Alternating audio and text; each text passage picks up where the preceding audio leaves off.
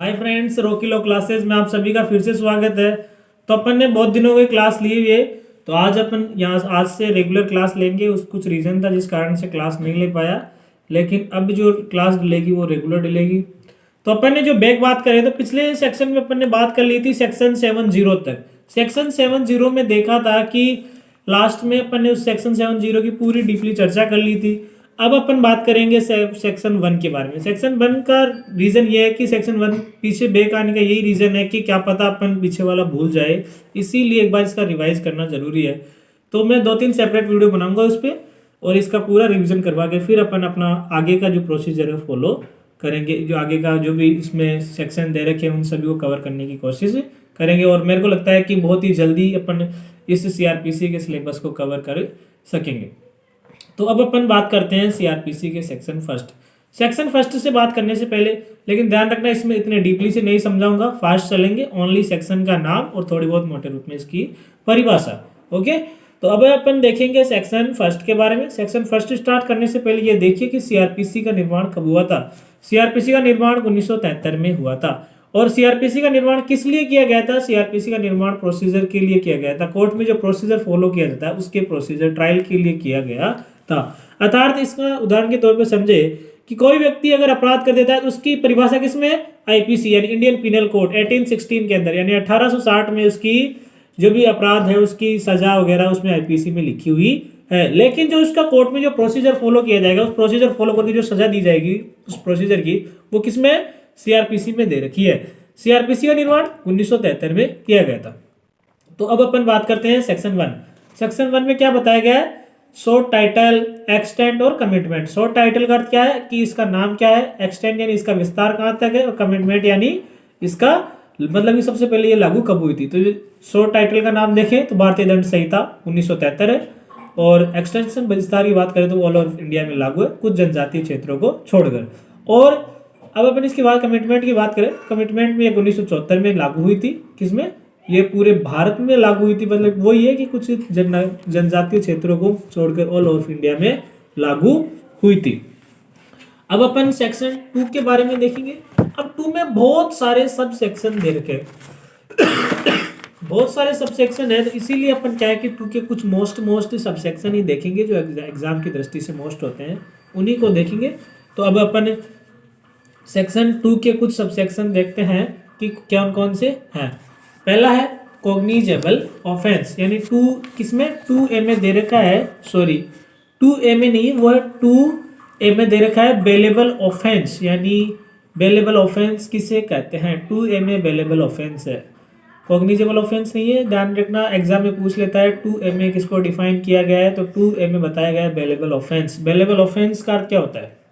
यानी ऐसे अपराध जिनमें बेल मिल जाती है वो बेलेबल ऑफेंस होते हैं, जिसमें आसानी से बेल मिल जाती है। और नॉन बेलेबल जिनमें बेल नहीं मिलती है, उन्हें उन अपराध को क्या कहते हैं? नॉन ऑफेंस कहते हैं।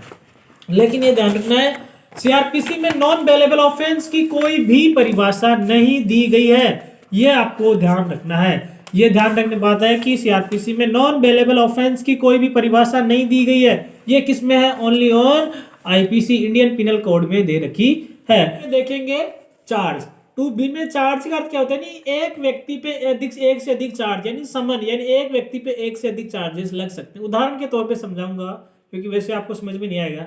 जैसे मान लीजिए कोई व्यक्ति किसी घर में रॉबरी करने के लिए घुसा, और रॉबरी करते हुए उसने क्या है कि उस व्यक्ति को घर वाले जग गए, तो उसको रोकने की कोशिश करेंगे। रोकते हुए क्या है कि वो उन व्यक्तियों की मृत्यु कारित कर देता है। तो इसीलिए कि उस जो मर्डर जो चोरी करने वाला व्यक्ति है, एक्यूज्ड है, उसके ऊपर एक चार्जेस थोड़ी ना लगेगा, उस पर अनेक चार्जेस लगेंगे। उसने रॉबरी की, फिर चोरी की, चोरी का अलग से चार्जेस लगेगा। यही है कि एक व्यक्ति पे एक से अधिक चार्जेस लग सकते हैं।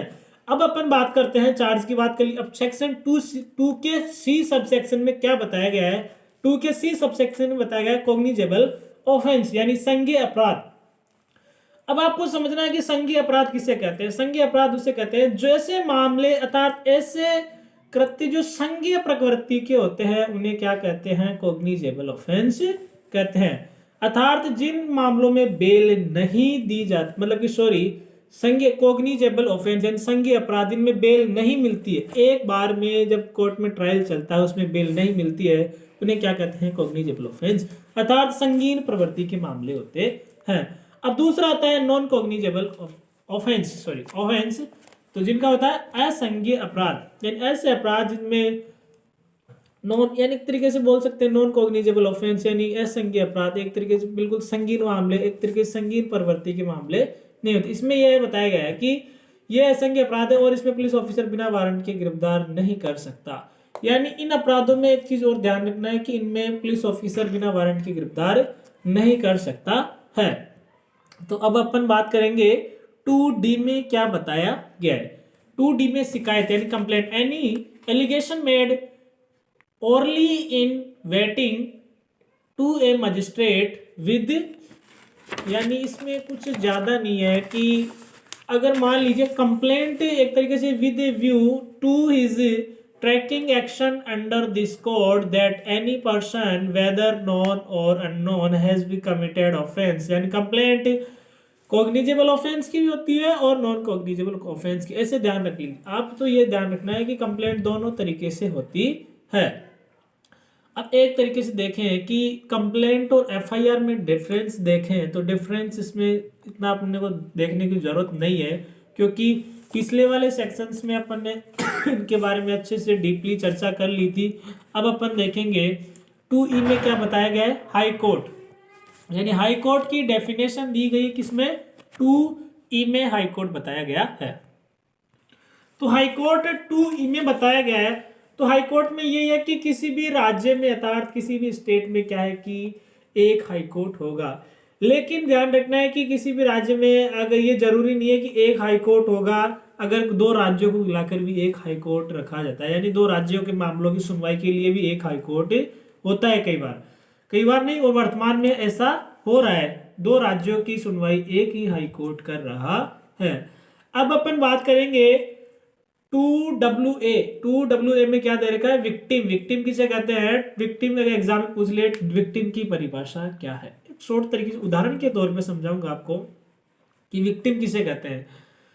विक्टिम कहते हैं कि अगर मान लीजिए किसी व्यक्ति को किसी अन्य व्यक्ति द्वारा परेशान किया जाता है या फिर उसको बार बार टॉर्चर किया जाता है, तो जो टॉर्चर करने वाला जो व्यक्ति है, वो जो टॉर्चर सहने वाला जो व्यक्ति है वो क्या होगा, विक्टिम होगा, क्योंकि उसको बार बार परेशान किया जाता है, तो वो एक तरीके से क्या होगा, पीड़ित, चाहे स्त्री को करेगा तो पीड़िता और पुरुष को करेगा तो पीड़ित, इसी को विक्टिम कहते हैं। आपको बस यही ध्यान रखना है कि अगर किसी व्यक्ति द्वारा किसी अन्य व्यक्ति को परेशान किया जाता है या उस पर किसी प्रकार कृत्य कारित किया जाता है तो उसे क्या कहते हैं, विक्टिम कहते हैं।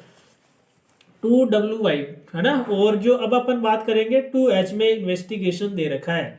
इन्वेस्टिगेशन अर्थ यह होता है कि ऐसी सारी प्रक्रियाएं जिनको सबूत इकट्ठा करने के लिए यूज में ली जाती है उसको क्या की इन्वेस्टिगेशन कहते हैं। अर्थात ऐसी सभी प्रक्रियाएं जिसको सबूत इकट्ठे कंडक्टेड यानी एविडेंस इकट्ठे करने के लिए जो यूज में ली जाती है पुलिस ऑफिसर द्वारा, किसके द्वारा ली जाएगी, पुलिस ऑफिसर द्वारा, तो उसे क्या कहते हैं, इन्वेस्टिगेशन कहते हैं। किसमें दी रखी है इन्वेस्टिगेशन की परिभाषा, 2H में इन्वेस्टिगेशन की परिभाषा दी गई है। तो 2H में क्या बताया गया है कि ऐसी सभी प्रक्रियाएं जिनमें पुलिस ऑफिसर द्वारा क्या किया जाता है कि सबूत इकट्ठा अर्थात एविडेंस इकट्ठा करने के लिए जो प्रक्रियाएं फॉलो की जाती है वो किसमें डेफिनेशन है, 2H में बताई गई है। ऐसा पुलिस ऑफिसर कर सकता है। अब 2G में देखेंगे कि 2G में क्या बताया गया। 2G में इंक्वायरी है। अब इंक्वायरी किसे कहते हैं, इंक्वायरी का अर्थ यही होता है कि जब कोर्ट के ट्रायल से पहले जो सभी सारी प्रोसीडिंग्स फॉलो की जाती है उसे ही इंक्वायरी कहते हैं। यानी कोर्ट का ट्रायल से पहले जो प्रोसीडिंग्स फॉलो की जाती है ट्रायल में लाने से पहले उसको क्या कहते हैं, इंक्वायरी कहते हैं।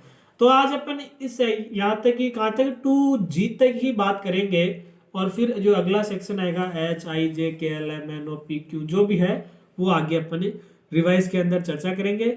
और इस चैनल को अधिक से अधिक लाइक एंड सब्सक्राइब करें रॉकी लॉ क्लासेस को। इतने दिन क्या है कि वीडियो नहीं डली, इसके लिए माफ़ी चाहता हूँ, लेकिन अब आपको जल्द मतलब कि तुरंत आपको जल्दी से जल्दी लीगल जानकारी देने की कोशिश करूंगा। और अगर आपको किसी अन्य टॉपिक पे वीडियो चाहिए बीच में तो वो मेरे को बता सकते हो।